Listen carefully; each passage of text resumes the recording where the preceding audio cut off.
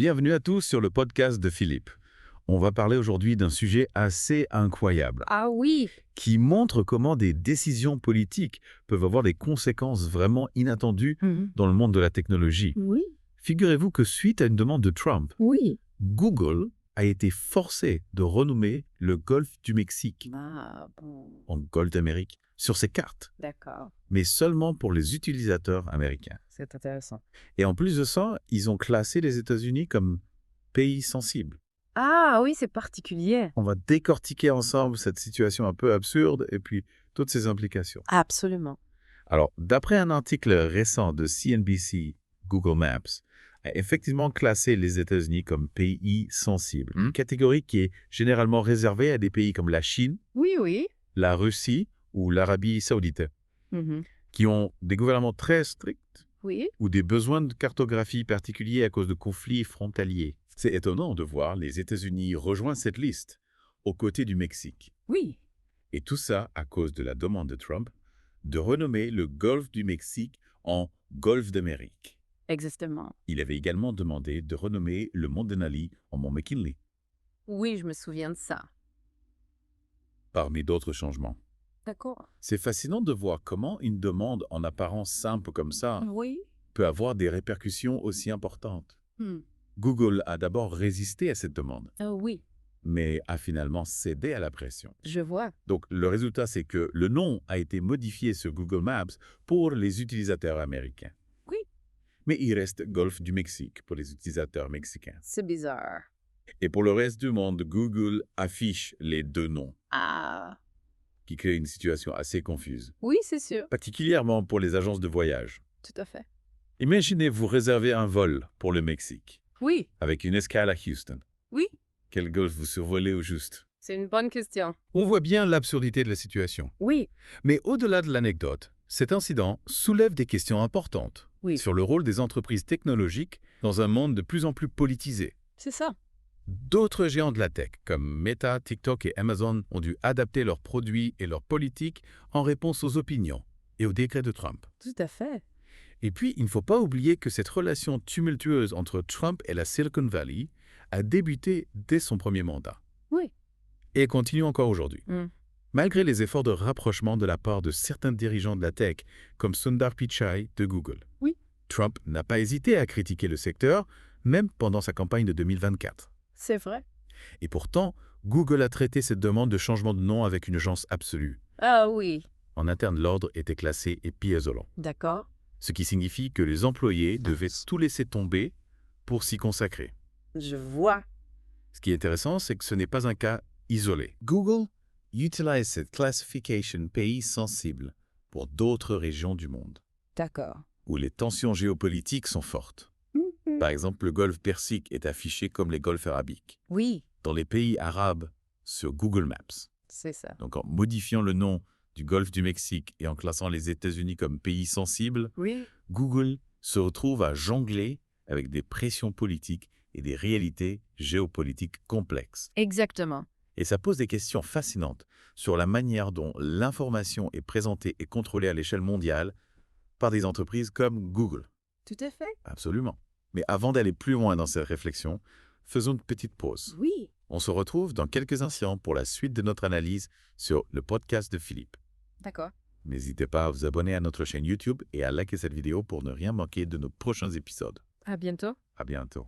Ce qui est intéressant dans cette histoire du Golfe d'Amérique, c'est que ça révèle une tendance plus large. Les entreprises technologiques sont de plus en plus confrontées à des dilemmes politiques. C'est vrai, Google se retrouve un peu pris entre les demandes du gouvernement américain, Yeah. leurs intérêts commerciaux Mhm. et la nécessité de rester neutre pour les utilisateurs internationaux. Exactement. Et cet exemple illustre parfaitement la difficulté de trouver un équilibre. Oui, D'un côté, Google veut satisfaire le gouvernement américain, qui est un marché important pour eux. bien sûr. De l'autre côté, cette décision risque de créer de la confusion et de la méfiance chez les utilisateurs d'autres pays. Quels sont les risques pour Google dans cette situation? Il y a plusieurs risques potentiels. Google pourrait être accusé de céder à la pression politique Oui. et de compromettre l'intégrité de ses services. Mhm. Donc ça pourrait nuire à sa réputation et à la confiance que lui accordent les utilisateurs. Certains pourraient dire que Google a la responsabilité de résister à de telles demandes, Oui. même si ça signifie s'exposer à des représailles politiques. Absolument, c'est un débat complexe. Oui, Où se situe la limite entre la neutralité et la complicité? c'est ça. Est-ce que Google doit se plier aux demandes de tous les gouvernements, même si elles sont contraires à ses valeurs? Et puis, il y a la question de la transparence. Oui. On ne sait pas vraiment sur quels critères Google se base pour classer un pays comme sensible. Hmm. Est-ce que c'est uniquement basé sur des demandes gouvernementales? C'est possible. Y a-t-il d'autres facteurs en jeu? C'est une question importante. Le manque de transparence nourrit le soupçon et l'incertitude. Oui. Si Google peut modifier des infos aussi fondamentales que le nom d'un lieu géographique, Oui. qu'est-ce qui les empêche de manipuler d'autres types de données? C'est inquiétant. Ça soulève des inquiétudes quant à l'influence de Google sur la perception du monde par ses utilisateurs. Oui. En changeant le nom d'un lieu, on ne se contente pas de changer une étiquette. Non? On influence la façon dont les gens comprennent la géographie, l'histoire et même la politique. En effet, Google Maps est devenu une sorte de cartographe officiel du monde. Oui, et ces décisions ont un impact considérable sur notre vision de la réalité. Cet incident nous montre que l'influence des géants de la tech dépasse largement le cadre du numérique. Oui, Leurs décisions ont des conséquences réelles sur nos vies. c'est pourquoi il est crucial d'avoir un débat public sur le rôle de ces entreprises dans la diffusion de l'information. Oui. Et sur la manière dont on peut encadrer leur pouvoir. Absolument. Il est important que les citoyens soient conscients des enjeux et Oui. qu'ils puissent interpeller ces entreprises sur leurs choix. Et il est également crucial que les journalistes continuent d'enquêter sur ces questions. Oui. Et d'informer le public sur les coulisses de ces prises de décision. En somme, cette histoire du Golfe d'Amérique, aussi absurde soit-elle, Oui. met en lumière des questions fondamentales sur le pouvoir des géants de la tech, la manipulation de l'information et la responsabilité des entreprises dans un monde de plus en plus numérique. Tout à fait. Et ça nous rappelle que nous devons être vigilants et exiger plus de transparence de la part de ces entreprises qui ont une influence grandissante sur nos vies. Cette histoire de Google n'est qu'un exemple parmi tant d'autres. Oui. On pourrait parler de Meta, de TikTok, d'Amazon. Tous ces géants de la tech font face à des défis similaires. Effectivement, ils doivent naviguer entre les pressions politiques, Oui. leurs intérêts commerciaux Mm. et les attentes des utilisateurs, Mm. qui sont de plus en plus sensibles aux questions de confidentialité et de manipulation de l'information. TikTok, par exemple, s'est retrouvé au cœur d'une tempête politique Ah oui? à cause de ses liens supposés avec le gouvernement chinois. Tout à fait.